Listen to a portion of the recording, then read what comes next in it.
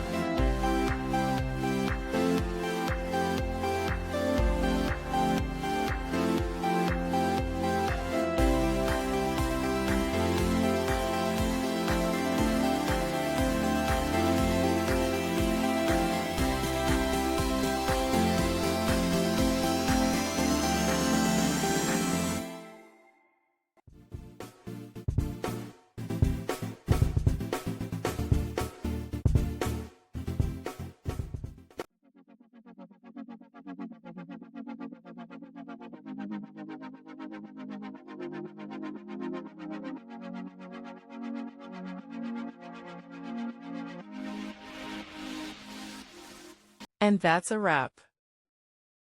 I hope you found the answer you were looking for. If you did, take a second to hit that subscribe button. It really helps out. And let me know in the comments which solution worked best for you. See you next time in the debug zone.